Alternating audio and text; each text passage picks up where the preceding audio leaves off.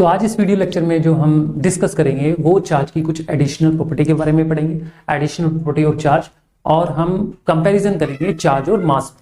इसके बाद हम डिस्कस करेंगे यूनिट्स ऑफ इलेक्ट्रिक चार्ज। तो ये सब कुछ करने वाले हैं। So good morning, good afternoon and good evening everyone, और आप देख रहे हैं सिकोपीडिया यूट्यूब चैनल।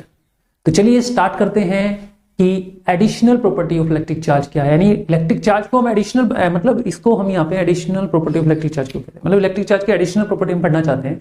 उसको एडिशनल क्यों कहा? क्योंकि हमने प्रीवियस लेक्चर में चार्ज की तीन इंपॉर्टेंट प्रॉपर्टी पढ़ी थी, जिसे हम बोलते हैं fundamental property of electric charge, जिसमें हमने एडिटिविटी ऑफ चार्ज पढ़ा था, जिसमें हमने क्वांटाइजेशन ऑफ इलेक्ट्रिक चार्ज पढ़ा था, इसके अलावा हमने कंजर्वेशन ऑफ इलेक्ट्रिक चार्ज पढ़ा था। तो हम इनके अलावा कुछ और प्रॉपर्टी पढ़ते हैं चार्ज की, तो उसे हम एडिशनल प्रॉपर्टी का नाम दे रहे हैं। तो चलिए स्टार्ट करते हैं इनवेरिएंस ऑफ इलेक्ट्रिक चार्ज। तो हमारे पास चार्ज की प्रॉपर्टी होती है जिसे हम बोलते हैं इनवेरिएंस। क्या बोलते हैं? इनवेरिएंस। इनवेरिएंस बच्चों क्या होती है? Invariance, invariance of electric charge, electric charge. तो ये चार्ज की क्या, ये प्रॉपर्टी जो होती है क्या कहना चाह रही है अपने आप में? ये चार्ज की जो प्रॉपर्टी है क्या कहना चाह रही है? लिखा हुआ है invariance of electric charge. Invariance का मतलब यहां पे क्या होता है? बदल। एक होता है वेरिएशन, वेरिएशन का मतलब है बदलना, बदलाव, और इनवेरिएशन का मतलब होता है जो चीज चेंज ना हो, जिसमें कोई बदलाव ना हो। तो यहां पे invariance of electric charge, charge की प्रॉपर्टी, यानी चार्ज अपने आप में इनवेरिएंस होता है। कैसे कैसे इसको कैसे समझा जाए? तो इसी चीज को समझने के लिए हम मान लीजिए हमारे पास कोई ऑब्जेक्ट है, हमारे पास कोई ऑब्जेक्ट है, और बच्चों ये ऑब्जेक्ट ना अभी जो है वो रेस्ट में है, ठीक है, और इस पे मान लीजिए +4 कूलम चार्ज है। लेकिन अगर मान लीजिए इस ऑब्जेक्ट को हमने मोशन में ले लिया, ठीक है, आप समझिए, ये ऑब्जेक्ट पहले रेस्ट में था, लेकिन ये ऑब्जेक्ट अब मोशन में आ गया, इसकी स्टेट चेंज हो गई, अभी मोशन में आ गया, तो अब इसके पास कितना चार्ज होगा? 4 कूलम। अब ध्यान से देखिए, किसी बॉडी के, किसी ऑब्जेक्ट के चार्ज पर कोई इफेक्ट नहीं पड़ता, उसका मैग्नीट्यूड या उसका चार्ज कोई चेंज नहीं होता, चाहे वो मोशन में ही क्यों ना हो जाए। अगर आप मोशन से रेस्ट में लाएंगे या रेस्ट से मोशन में ले जाएंगे तो चार्ज के किसी बॉडी के चार्ज पर कोई असर नहीं पड़ेगा। इसलिए तो बोला इनवेरिएंस ऑफ इलेक्ट्रिक चार्ज, यानी चार्ज इनवेरिएंस होता है, यानी कि उसकी स्पीड चाहे कितनी भी चेंज कर दो आप, लेकिन किसी बॉडी पे चार्ज इनवेरिएंस रहता है, मतलब सेम रहता है। तो मैंने बताया इनवेरिएंस का मतलब होता है सेम, ठीक है, इनवेरिएंस का मतलब क्या होता है? सेम होता है। अब ध्यान से समझिए, तो हम यहाँ पे सिंपल तरीके से हम कह सकते हैं the property of charge, the property of charge in which charge remains same, charge remain same irrespective of its speed। जो देखो, आप यहां पे इस चार्ज के इनवेरिएशन के बारे में लिखना चाहते हो, यानी इनवेरिएंस ऑफ इलेक्ट्रिक चार्ज के बारे में लिखना चाहते हो, तो बोल सकते हो the property of charge in which charge remain same in respect of its speed. मतलब स्पीड चाहे कुछ भी हो, अगर किसी ऑब्जेक्ट की स्पीड को घटाया बढ़ाया, मान लीजिए इस पे 5 कूलम चार्ज है, अगर इसको मैं धीरे से मूव करा रहा हूँ, एक तेज कर देता हूँ, बहुत तेजी से तेज स्पीड कर देता हूँ, उसकी स्पीड बढ़ा देता हूँ, तो क्या इसके चार्ज पर इफेक्ट पड़ेगा? नहीं पड़ेगा। या ये रेस्ट में है, इस पे 4 कूलम चार्ज है और इसको हमने मूव करा दिया, तो क्या इसके चार्ज पर इफेक्ट पड़ेगा? जितना इस पे चार्ज है उतना ही रहेगा, चार्ज चेंज नहीं होता। मतलब इसका मतलब यही हुआ है कि किसी चार्ज की, मतलब चार्ज की वो प्रॉपर्टी जिसमें चार्ज हमेशा सेम रहता है, इसमें चार्ज हमेशा सेम रहता है, ठीक है, रिस्पेक्टिव ऑफ इट्स स्पीड, यानी उसकी स्पीड चाहे कितनी, उससे कोई लेना देना नहीं होता। चार्ज का स्पीड पर कोई लेना देना नहीं, चार्ज हमेशा कॉन्स्टेंट रहेगा, चाहे उसकी स्पीड कैसी भी हो, ठीक है। तो आप समझ गए इनवेरिएंस ऑफ इलेक्ट्रिक चार्ज का मतलब क्या होता है। तो बड़ा सिंपल है, कोई इतनी बड़ी बात नहीं है इसमें। नेक्स्ट आता है चार्ज ट्रांसफरेबल। जो नेक्स्ट जो प्रॉपर्टी आती है वो आती है चार्ज इज ट्रांसफरेबल। अब यहां पे आप समझिए, इसने कहा है चार्ज इज ट्रांसफरेबल, चार्ज अपने आप में ट्रांसफरेबल, मतलब इसका मतलब क्या है? इसका मतलब यही है कि चार्ज की ये वो प्रॉपर्टी है जिसमें क्या होता है? Charge can be transferred from one body to another body, to other. इसका मतलब यही है कि चार्ज ना अपने आप में सेम रहता है हर बॉडी पे, आइसोलेटेड बॉडी के अंदर, आइसोलेटेड सिस्टम के अंदर चार्ज सेम रहता है, सबको पता है, हम करके आए कंजर्वेशन ऑफ इलेक्ट्रिक चार्ज पढ़ के आए हैं। अब इसमें कह रहा है चार्ज ट्रांसफरेबल, मतलब चार्ज क्या है, चार्ज एक बॉडी से दूसरी बॉडी में ट्रांसफर हो सकता है, ठीक है। मतलब देखो ये चार्ज की एबिलिटी है कि बॉडी का चार्ज जो है एक बॉडी से दूसरी बॉडी में जा सकता है। अब देखो इसको आप एक एग्जांपल के थ्रू समझेंगे ना तो ज्यादा बेटर है। जैसे सपोज करो कि एक एग्जांपल लिया मैंने, जैसे मान लीजिए कोई ऑब्जेक्ट है, ठीक है, कैसा ऑब्जेक्ट है भाई, न्यूट्रल मान लेते हैं, ठीक है, पॉजिटिव नेगेटिव पॉजिटिव नेगेटिव, ठीक है। तो आप यहाँ पे देख रहे हो ये न्यूट्रल ऑब्जेक्ट है। न्यूट्रल बॉडी या ऑब्जेक्ट में हम क्या देखते हैं कि जितने नंबर ऑफ इलेक्ट्रॉन है उतने प्रोटॉन होते हैं, या पॉजिटिव चार्ज लेते हैं, जितने नेगेटिव उतने ही पॉजिटिव। तो यहाँ पे ये न्यूट्रल है। अब यहाँ पे देखिए अगर मैं इसके पास में कोई नेगेटिव चार्ज बॉडी ले आता हूँ, आप ध्यान से देखिए मैंने क्या किया है, एक नेगेटिव चार्ज बॉडी यहाँ पे इसके पास में ले आया। बट अब क्या होना चाहिए आपके हिसाब से, जैसे ये कैसी बॉडी है, ये एक चार्ज बॉडी है, चार्ज बॉडी है। अब जैसे ही इसको मैं इसके कांटेक्ट में लाऊंगा या जैसे ही मैं इसको इसके साथ टच करूंगा तो फिर क्या होना चाहिए कि यहाँ पे जो इसके इलेक्ट्रॉन है वो इसमें चले जाएंगे। नेगेटिव चार्ज है मतलब इलेक्ट्रॉन, नेगेटिव मतलब इलेक्ट्रॉन, जो इलेक्ट्रॉन जो है इस बॉडी से इस बॉडी में ट्रांसफर, यानी चार्ज बॉडी से इलेक्ट्रॉन जो है इस बॉडी में ट्रांसफर हो जाएंगे कि नहीं हो जाएंगे। तो देखिए इलेक्ट्रॉन का ट्रांसफर होना ही चार्ज का ट्रांसफर कहलाता है, समझ गए। तो देखो चार्ज अपने आप में ट्रांसफर हो रहा है, चार्ज ट्रांसफरेबल है, एक बॉडी से दूसरी बॉडी में आ रहा है। अब आप यहाँ पे ये भी समझ सकते हो, मान लीजिए एक न्यूट्रल बॉडी ली हमने, ये हमने कोई न्यूट्रल बॉडी ली, ठीक है, आप समझिए ध्यान से, ये एक न्यूट्रल बॉडी ली और हम इसके पास में कोई पॉजिटिव चार्ज बॉडी ले लेते हैं। ये कोई चार्ज बॉडी है, पॉजिटिव चार्ज बॉडी है, न्यूट्रल बॉडी के पास में लाए।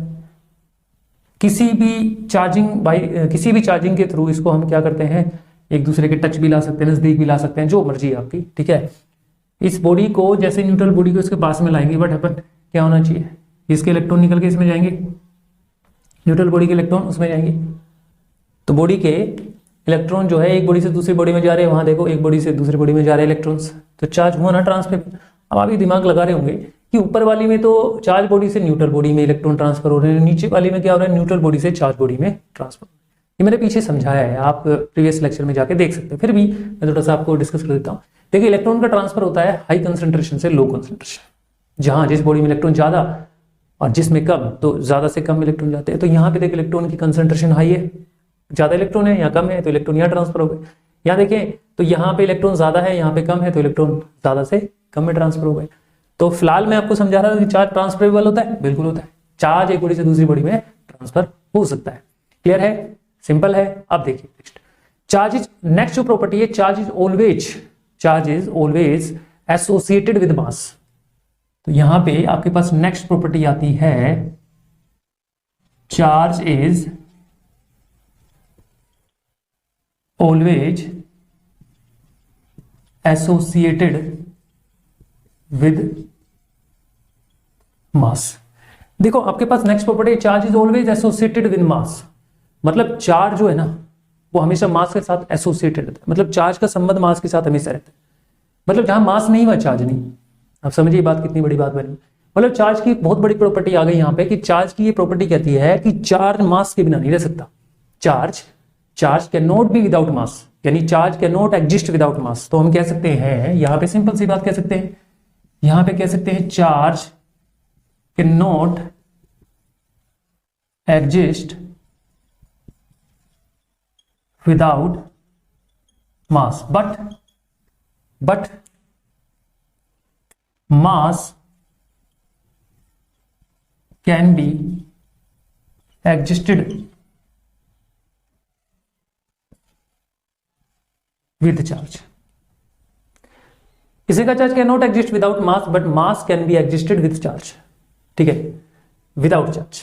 हम यहां पे विदाउट चार्ज लिखेंगे, आप ध्यान दें क्या कहा, charge can not exist without mass, sorry यहां पे charge can not exist without mass, मतलब मास के बिना चार्ज नहीं रह सकता। Charge can not exist without mass, but mass can be exist without charge. Mass can be exist without charge, मतलब कहीं पे चार्ज नहीं है, मास है, तो मास चार्ज के बिना रह सकता है, लेकिन चार्ज मास के बिना नहीं रह सकता। आप एक एग्जांपल ले लो, जैसे फोटोन्स, कुछ एलिमेंट्री पार्टिकल्स के नाम लूं मैं, जैसे आप देखो फोटोन्स है, जैसे न्यूट्रॉन्स है ना। अब इनको देखो आप, फोटोन और न्यूट्रॉन है, इनके पास फोटोन है और न्यूट्रॉन है, बोलो है कि नहीं। अब फोटोन है और आपके पास न्यूट्रॉन है। अब देख रहे हैं ये एलिमेंट्री पार्टिकल्स होते हैं, ये हमारे एलिमेंट्री पार्टिकल्स है। अब इन पे चार्ज, इनका रेस्ट मास क्या होता है? Rest neutrino. यहां पे हम लिखेंगे न्यूट्रिनो। ये इनका रेस्ट मास जो होता है ना वो 0 होता है, इनका रेस्ट मास 0 होता है। फोटोन और न्यूट्रॉन का रेस्ट मास क्या हो गया? 0 हो गया। ठीक है, अब देखो क्या इन पे चार्ज है? भाई इनका रेस्ट मास 0 होता है, लेकिन आप देखो ऐसे ही हम जैसे प्रोटॉन ले लेते हैं, इलेक्ट्रॉन ले लेते हैं, ठीक है, इसके अलावा हम न्यूट्रॉन ले लेते हैं। आप देखो न्यूट्रॉन को देखो, आप न्यूट्रॉन के पास मास है, बिल्कुल है, लेकिन चार्ज नहीं है। तो चार्ज नहीं है लेकिन मास है, तो मास के बिना मतलब चार्ज के बिना मास रहे, बिल्कुल है, एग्जिस्ट कर रहा है, न्यूट्रॉन का मास रहा। लेकिन आप सोचो ये कह रहे हैं charge can not exist without mass. जहां मास नहीं है वह चार्ज नहीं है। देखिए मास, फोटोन के पास मास होता है? नहीं होता, तो चार्ज भी नहीं। Charge can not be exist without mass. अब यहां फोटोन के पास, न्यूट्रिनोस के पास, न्यूट्रिनो के पास कोई मास नहीं है, मास नहीं है, मास इनके पास नहीं है, तो इन पे चार्ज भी नहीं है। फोटोन्स पे कोई चार्ज होता है? नहीं होता। तो सिंपल सी बात है, यहां पे आप समझ गए इस प्रॉपर्टी को, ये प्रॉपर्टी क्या कहना चाह रही है, सिंपल सी है। तो अब हम नेक्स्ट जो प्रॉपर्टी पढ़ेंगे वो भी बड़ी इंपॉर्टेंट है। ये एडिशनल प्रॉपर्टी है जो कि आपको करनी है, जो कि आपके कंसेप्चुअल और लॉजिकल क्वेश्चन में आपको बहुत काम आने वाली है, तो आप इनको अच्छे से करिएगा। अब हमारे पास है नेक्स्ट जो प्रॉपर्टी है, क्या है वो प्रॉपर्टी? यानी charge can be produce electromagnetic energy with accelerated, या accelerated charge produce electromagnetic energy. देखिए नेक्स्ट प्रॉपर्टी कहती है एक्सेलरेटेड चार्ज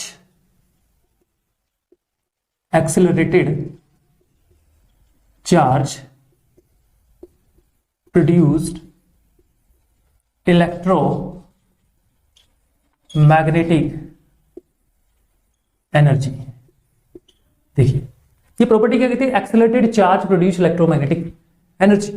जो एक्सेलरेटेड चार्ज है वो इलेक्ट्रोमैग्नेटिक एनर्जी को प्रोड्यूस करती है। पहले तो ध्यान से समझिए, पहले तो एक चीज समझिए, आपके पास मान लो क्यू चार्ज है, ये क्या है मेरे बच्चों? क्यू चार्ज है। और अगर ये रेस्ट में है, देखो चार्ज की क्या मतलब, क्या बहुत बड़ी, ये हम कह सकते हैं चार्ज अपने आप में कितना गुणवान है कि इसके पास देखो नई नई प्रॉपर्टी निकल के आती है, अलग अलग वेरिएंट में चार्ज अपनी अलग अलग प्रॉपर्टी देता है। अब चार्ज रेस्ट में रहेगा तो क्या प्रोड्यूस करेगा? Electric field. देखिए इलेक्ट्रिक फील्ड है ना, ये आगे बढ़ेंगे हम। जब चार्ज रेस्ट में रहता है ना तो इलेक्ट्रिक फील्ड को प्रोड्यूस करता है। लेकिन ये कहता है अगर चार्ज मोशन में हो जाए, चार्ज मोशन में हो जाएगा, बच्चे सुनना ध्यान से, चार्ज जब एक जगह रहेगा, रेस्ट में रहेगा, हिले डुलेगा नहीं, तो उसके पास इलेक्ट्रिक फील्ड हो। बट अगर वो मोशन में आ जाए तो उसके पास फिर बच्चों इलेक्ट्रिक फील्ड भी होगी और मैग्नेटिक फील्ड भी होगी। मैग्नेटिक फील्ड यानी चार्ज जो है ना एक चुंबक का काम करेगा। जैसे चुंबक होते हैं ना मैग्नेट के चारों तरफ क्या होते हैं? Magnetic effect. ऐसे ही इसे ही मैग्नेटिक फील्ड कहते हैं। यानी चार्ज मोशन में आते ही इसके पास मैग्नेटिक फील्ड भी आ जाएगी, मैग्नेटिक इफेक्ट भी प्रोड्यूस करेगा। लेकिन बच्चों ये ध्यान रखना है कि अगर मान लो आपका चार्ज मोशन में तो है, चार्ज आपका मोशन में तो है, लेकिन अगर मान लीजिए चार्ज के पास एक्सेलरेशन 0 है, या फिर चार्ज के पास एक्सेलरेशन 0 नहीं है। अगर चार्ज के पास एक्सेलरेशन 0 है तो इसका मतलब क्या समझा जाएगा? Uniform velocity. मतलब चार्ज मूव तो कर रहा है लेकिन यूनिफॉर्म वेलोसिटी से मूव कर रहा है, तो इसका मतलब चार्ज के पास एक्सेलरेशन नहीं है। तो क्या प्रोड्यूस करेगा? याद रखना है, इलेक्ट्रिक फील्ड भी प्रोड्यूस करेगा और मैग्नेटिक फील्ड भी। इलेक्ट्रिक फील्ड भी प्रोड्यूस करेगा और मैग्नेटिक फील्ड भी प्रोड्यूस करेगा।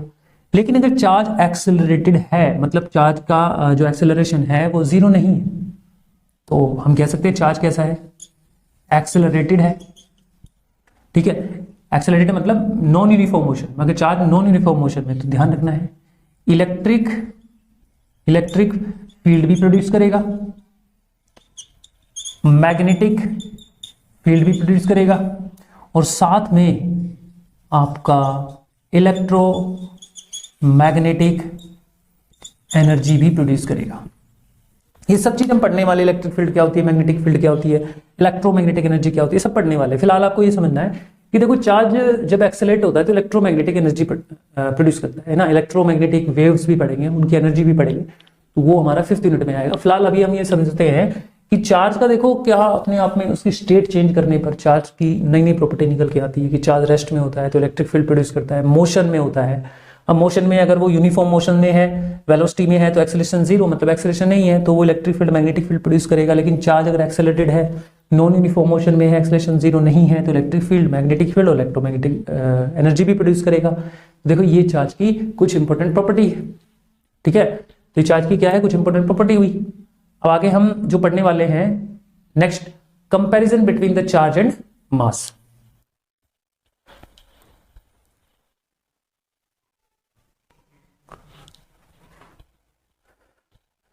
पता है तो हमारे पास है mass, comparison between mass and charge. तो हमारे पास एक तरफ मास है और एक तरफ आपके पास क्या है, चार्ज, ठीक है। थोड़ा कंपैरिजन देख लेते हैं, बाकी नोट्स में तो आपको मिलेगा ही, आप डिस्क्रिप्शन में नोट्स में देख लेंगे, ये सारे पॉइंट्स आपको मिलेंगे।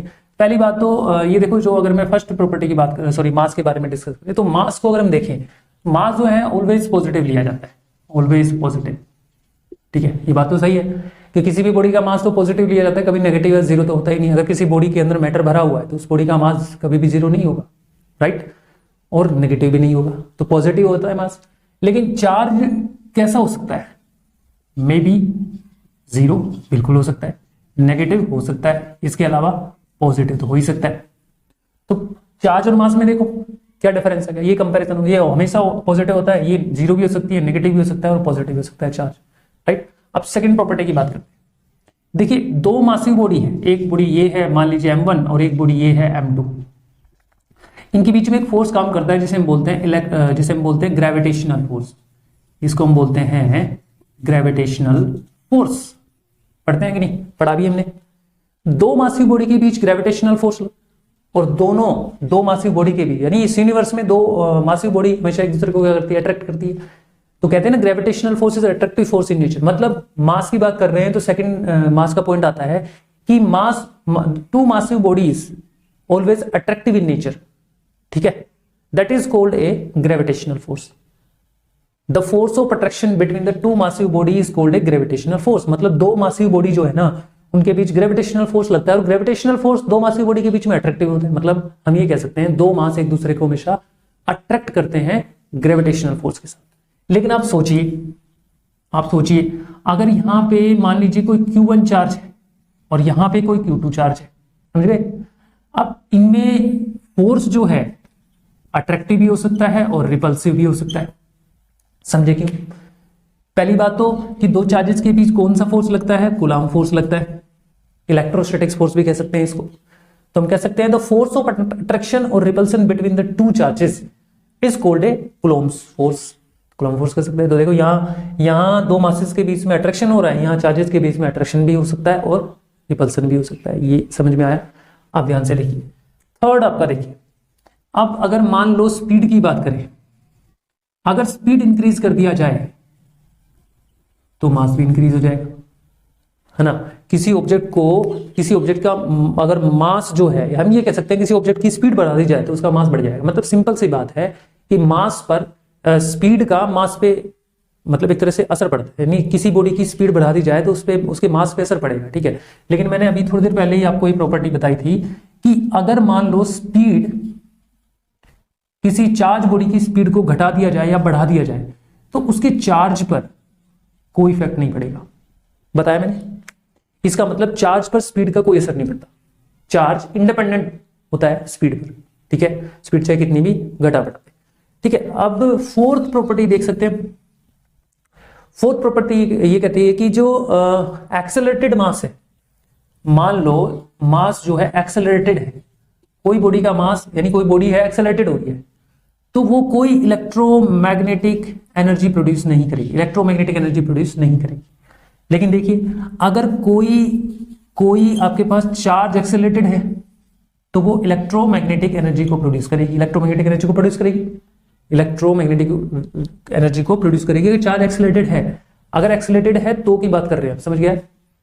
अब फिफ्थ प्रॉपर्टी में कहता है कि अब देखो मास जो है और चार्ज जो है, अब मास चार्ज के बिना रह सकता है? बताइए, मास चार्ज के बिना रह सकता है? अगर मान लो कहीं पे चार्ज नहीं है तो जरूरी थोड़ी ना मास भी ना हो, मास होगा। मैंने बोला था आपसे न्यूट्रॉन के पास क्या है? न्यूट्रॉन के पास मास है, लेकिन चार्ज तो नहीं है ना। अब लेकिन ये ध्यान रखना है कि अगर चार्ज है तो मास के बिना नहीं रह सकता। मास जो है चार्ज के बिना रह सकता है, लेकिन चार्ज जो है मास के बिना नहीं। मतलब अगर कहीं मास नहीं है, अगर कहीं मास नहीं तो वहां पे चार्ज भी नहीं होगा। जैसे आप देख लो फोटॉन्स, अब फोटॉन्स है, फोटोन का तो कोई मास ही नहीं होता। अब फोटोन का मास नहीं है ना, फोटोन का जब मास ही नहीं है तो उस पर चार्ज क्या है? नहीं होगा, इसलिए फोटोन पे कोई मास नहीं, फोटोन पे मास ना होने की वजह से चार्ज नहीं होता। तो आई होप आपको समझ में आ रहा है कि हम क्या पढ़ रहे हैं, क्या समझने की कोशिश कर रहे हैं यहाँ पे। ठीक है, अब हम बात करते हैं यूनिट ऑफ चार्ज की। यूनिट्स ऑफ चार्ज की। देखिए चार्ज की यूनिट की बात करें तो सिंपल सा है कि चार्ज की यूनिट, अगर हम बात करें एसआई यूनिट की तो देखो सिंपल सी बात है, चार्ज की एसआई यूनिट क्या होती है? कूलम। चार्ज की एसआई यूनिट क्या होती है? कूलम। कूलम साइंटिस्ट के नाम से है कूलम। और अगर इसके सीजीएस की बात करें, सीजीएस यूनिट की बात करें तो फिर बच्चों सीजीएस यूनिट होती है स्टेट कूलम। ठीक है, तो चार्ज की सीजीएस यूनिट क्या हुई? State coulomb.